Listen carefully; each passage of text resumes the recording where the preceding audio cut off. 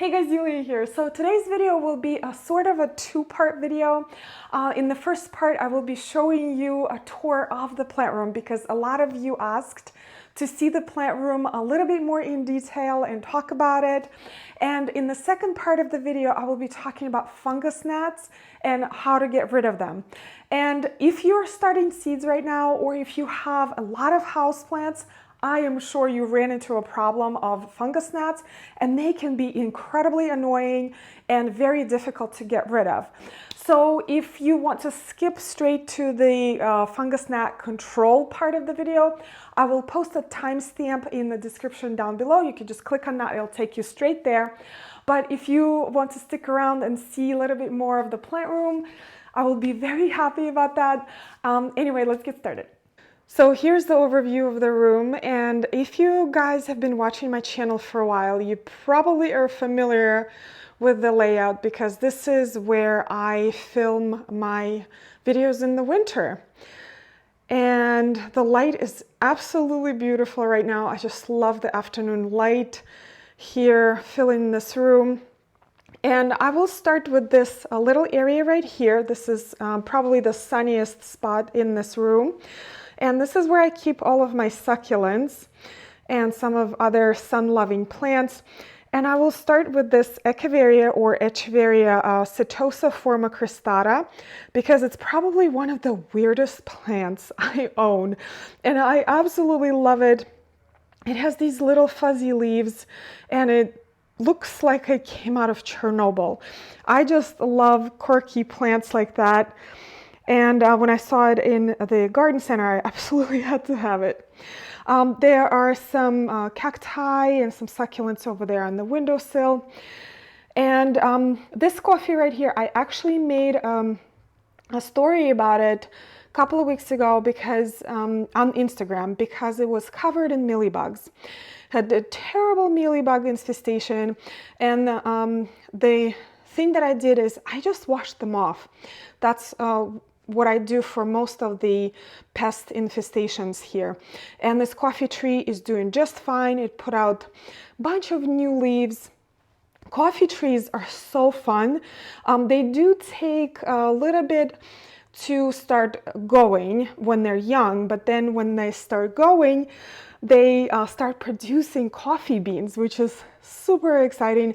And I had a mature coffee tree when I was a kid back in Russia that was producing coffee beans, and it was incredibly fascinating to me. There's a rubber plant that I propagated earlier this winter that's doing excellent. That was my first water propagation. I was really nervous because of the sap that they produce, that milky sap. It is doing just fantastic. I have four plants right here.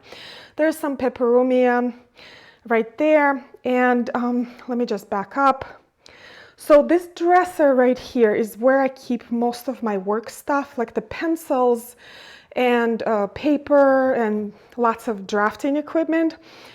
And on top, I have all of my catalogs, like the furniture or hardscaping, seeds, plants, and some of the gardening magazines, because I just love to refer to like the real paper stuff. I know online resources are great, but magazines and catalogs, there's just nothing like the real paper in your hands. And of course, there's tons of plants right in front, right here. There's some cacti. This Tradescantia Nanook has the most beautiful foliage, and so is this Peperomia watermelon. I mean, the leaves are just unbelievable. Oh, let me talk about this plant right here. A couple of years ago, I made videos around Christmas time planting plants in Christmas ornaments. And this Yuliya salirolii totally filled up this space. It was like a tiny piece of plant. And as you can see, it's getting out of hand right now. I have to replant it. There's some oxalis, some ferns. There's a frosty fern right there, and I keep it under a cloche because frosty ferns actually require a lot of humidity, and a lot of people buy them during Christmas time, and then they die shortly after because they just need the highest humidity. My dog just entered. shaking. It's okay, buddy. Anyway, they require a very high humidity, and that's why they die. And I highly recommend that you keep them under close like this. By the way, as you can see, there's still tons of snow going on outside, and the windows are gross because I spray the plants for humidity constantly, and there's just watermarks everywhere. There is a Dracaena marginata right here, and a beautiful variegated Ficus benjamina. The leaves are just adorable. There are some wire plants out on the ceiling, on the windowsill right there. And there's a little aloe, and this corner of the room I just love because the tulips that I forced earlier this year are finally blooming. These are double flag tulips, and they're about 25 right there. Just a beautiful color. I mean, it's February, and to see this right now is just makes me so happy. The color matches with the cyclamens that I showed you a couple of weeks ago. This whole composition, love it, love it, love it. Now, this is my collection of mostly hanging plants. That is a Ficus pumila, and I'm overwintering dichondra for the very first time. And it makes actually a decent houseplant, like this one right here. You know, it's not like super happy, thriving, but it's not dead. And the texture is just beautiful, and it actually has a lot of new growth on top right there. By the way, as you can see, you will see the fungus gnats like everywhere, and we'll address this later in the video. Anyway, I'm actually going to switch this way because I want to show you something on the desk. Oh, actually, yes, the first thing I wanted to show you is this humidifier. A lot of you ask me what humidifier I use. I've tried about 5 different humidifiers, and this is the best one I found so far. It has a lot of capacity for water, so you don't have to fill it with water all the time. It has this just great mist for higher humidity. Highly recommend. I will actually put a link to this in the description down below. But what I wanted to show you is the Streptocarpus that is absolutely beautiful. So I bought this plant a few days ago because I've never had one, and I just want to see if I can keep it alive. This is my new challenge. I know these plants can be difficult, but they're so gorgeous. So the one thing I learned right away is that they need higher humidity. So there's another cloche right there. It looks very pretty. And you know, you can only read so much about a plant. Like sometimes you just have to grow it to understand it better. So this is what I'm doing here. Then I made this arrangement the other day with a Campanula Get Me and just some moss and some rocks, and I love it. It looks like a little piece of rocky nature brought home. And right here, I'm trying to make this video faster. That's why I'm talking so fast, because it can get really long. Right there, I have some succulents that I've been propagating. I know succulents are kind of going out of style right now, but I love mine. I won't stop growing them. These coleus right here are actually from the garden, and a lot of plants that are in this plant room are something that I'm overwintering from the summer. And this is a great way to save your plants and enjoy them in the winter, because look at this coleus. It actually makes an excellent house plant.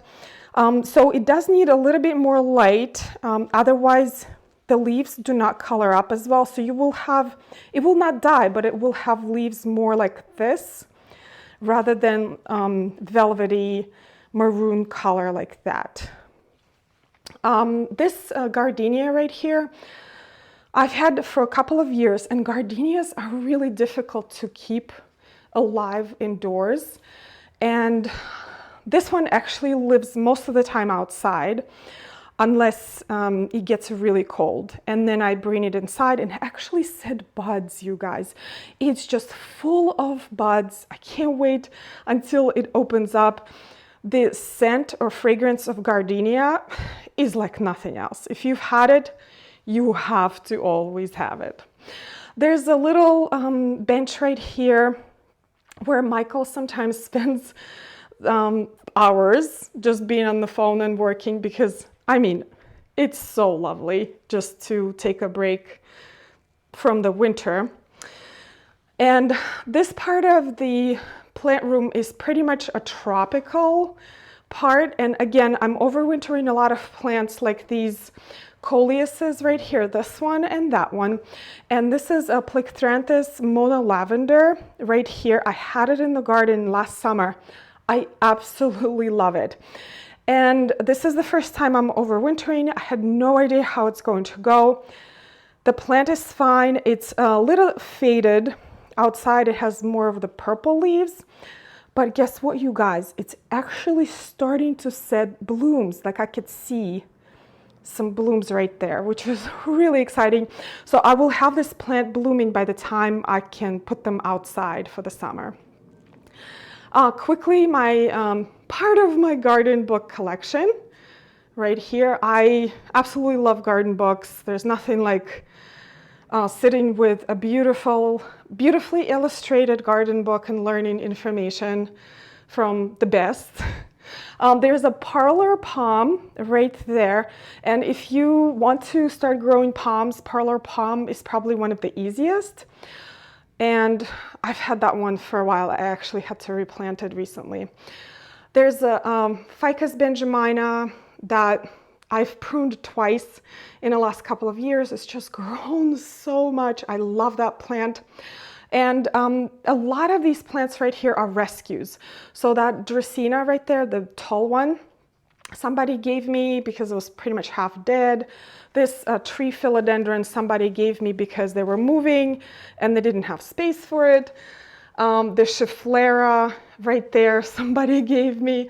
So their plants right here are either something I'm overwintering or something I'm rescuing. So here is some elephant ears. I'm also overwintering. So as you guys know, I store some of the elephant ears as bulbs in the basement, but some of them I actually have in pots and they grow all winter long. They do not love it here. Like you could see the leaves kind of dry out like that from there's just not enough humidity. I keep humidity at like 70 degrees, 70% here, still not enough for these plants. So this one is Colocasia esculenta, and this is Heart of the Jungle, elephant ears, and it's just absolutely beautiful. The moment I put these guys outside, they just bulk up so quickly. So let me show you another elephant ear right here. This is Coffee Cups. Again, not super happy, but all I needed to do is to make it to the summer. That's all. I don't need it to like grow like crazy, but it's still such a beautiful looking plant. Since I'm here, let me show you some of the other Dracaenas that I have. So these Dracaenas are also rescues. They were damaged when they were outside. I think these are grasshoppers. You can see these edges right there. So once I brought them inside, they developed beautiful new leaves. And once I have enough new leaves, I will just remove the damaged leaves just like that and get rid of them. I mean, these leaves are just beautiful. Hey, buddy. What's going on? You want to say hi? The dog loves this. Everyone loves this room. Oh, okay. So let me show you quickly this terrarium right here that I made probably 4 years ago. And the plants are still doing fine. I probably water this thing twice a year. And that's all it needs. It's doing great. This is a repurposed aquarium that I had, and it was just enough of aquariums for me. There's some orchids that I need to replant. There's Tradescantia zebrina, which I have a lot of in the plant room. It's one of the most easiest to propagate And there's some more elephant ears. There's the mojito right there. So a lot of overwintering. So this is not just like the house plant room. It's, you know, to keep plants until I can put them outside. And that's my workspace. So that's pretty much the desk and the printer, and that's where I mostly film my videos. And let me just quickly talk about the floor because I got a lot of questions about it. So when we moved in the house, this room was covered in carpet. And the room was just not pretty at all.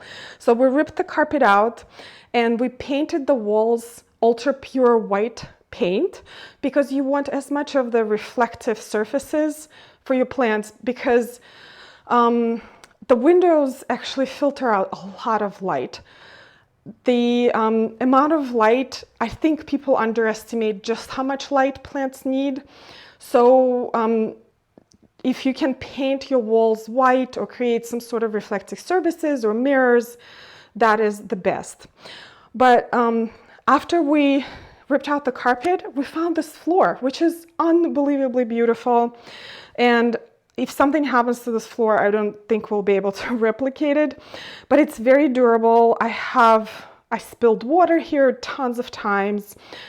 This floor actually gets dirty every single day because when you have a lot of plants, especially tropical plants, they just lose leaves constantly, just like in the jungle. Like right there, I pick up leaves all the time. It doesn't worry me at all. It's just nature. It's a small price to pay to have plants in the room like this. Now, before I talk about gnats, I wanted to talk about these beautiful tulips that I have here and how I force them, because you can do this, guys. It's not that complicated. So I planted these tulips back in November and I put them in cool storage, which in my case was a basement, and the temperature there was about 35 to 45 degrees Fahrenheit, and I kept them in cool storage for a little bit over 3 months. It's a minimum of what tulips need to force their blooms. After 3 months, I took the pots out and I put them in a bright and cool location, and they started growing, and a few weeks later I had blooms. They just started opening just like that, and one by one just filled the pot. I actually had them in plastic pots originally, and I planted them in this bigger pot. They replant very easily. They're really not that fussy. And all you need is just a little bit of planning, because I think people just forget to plant things because it's not like instant gratification, like buying a cyclamen right then and there. It takes time to see something like this, but it's totally worth it. Put it in your calendar around September, October, November time to buy tulips, and then start forcing them. Put them in cool storage, whether it be a fridge, maybe unheated garage or a basement or whatever the space that you have. And then you'll have this in February, which is really exciting because we still have plenty of snow on the ground. The gardening season is nowhere near, and it's just fantastic to have flowers like this. All right, let's talk about gnats and how to get rid of them. And the most important thing to understand about gnats, or any other insect for that matter, is to know its life cycle. So you see the little black gnats flying around. That's the adult stage. And those adults will lay eggs on top surface of your potting soil of your plants. And those eggs will become larvae that feeds on decaying matter of the potting soil or old and dead roots. And those larvae will become pupa that will hatch and become adults. And you will have adults flying around again, laying eggs on top surface of your potting soil, and the cycle begins again. So what a lot of people do, they actually treat only one part of the problem. they either treat the adult stage or the larva stage. Now, you absolutely have to do both to end that cycle. So these are the methods that I use. I'm sure there's some other things that you can do, but this is what works for me, because right around this time of the year, I start having a huge gnat issue because I start my seedlings, and also my plants are a little bit stressed out, and as you can see, I have a lot of them here, and gnats kind of take over. So the first thing I do is I place these stickies, yellow stickies like this, you're probably familiar with. All of the products that I will be talking about, I will post in the description down below, so you could just click and go straight to that. So these yellow stickies work really well for the adult stage, and I love the giant yellow stickies because I have a lot of gnats when I start dealing with this problem. So for example, a week ago, this was the situation in the plant room.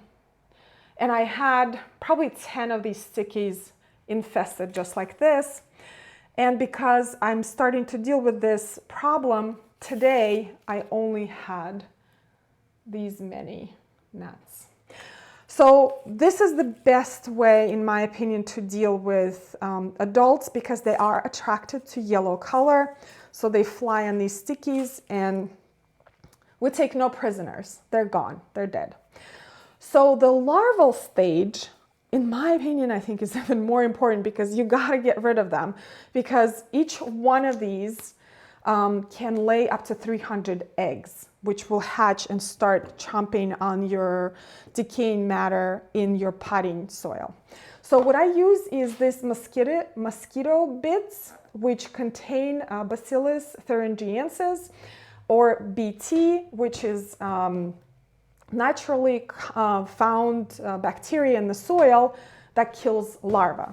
So you can just sprinkle around mosquito bits around your plant, and that should take care of the problem. So every time you water your plant with the mosquito bits on top of your soil, a little bit of the BT releases and it kills larvae. Now, you have to do that for 3 weeks because remember, the adult stage, they actually live for about 3 to 4 weeks. So you have to end that cycle that constantly repeat, and 3 to 4 weeks, that's about how long it takes. Now, sprinkling mosquito bits works, but I actually prefer direct method of diluting the mosquito bits and watering my plants this way. And the way you do it, you put 2 tablespoons of mosquito bits like this per gallon of water, and then you mix it up and you water your plants. So for my plant room, because I have so many plants, I actually need about 7 or 8 of these jugs right here.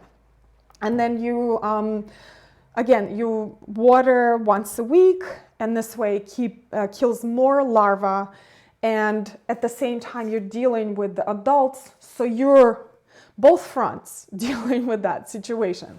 Now, as for the preventative measures against fungus gnats, first of all, when you bring a new plant home, like this beautiful Tradescantia Nanook, I actually quarantined it for a month. This is how long it takes, to figure out if there's a problem and if there's any other problem that I brought home, disease or any other insect that may be on this plant. So after a month, this plant is clear to enter my plant room. I know it has no issues. Another thing is that you can let your plants dry out because fungus gnats really prefer moist soil to lay their eggs in. That's not always possible. For example, things like elephant ears or a lot of other tropical plants really like moist soil constantly. A lot of plants do like to dry out at least a couple of inches, top couple of inches, but for some plants it's just not possible. Another thing that I heard works really well is horticultural grit, which is like small pebbles that you can put on top of your potting soil. It really takes a lot of energy for fungus gnats to lay eggs in that, so they will avoid that situation. Anyway, these are all of my methods on how to deal with fungus gnats. I think if you're consistent and you just stay on top of it, you will be successful. And I could tell right away that even after a week of dealing with the problem, the situation is improving for sure. Anyway, thank you so much, you guys, for watching this video. I hope you enjoyed the tour and the tulips and the fungus gnat information. And I hope you learned something new today, and I will see you in the next video. Bye. Boy, that escalated quickly. I mean, that really got out of hand fast. It jumped up a notch. It did, didn't it?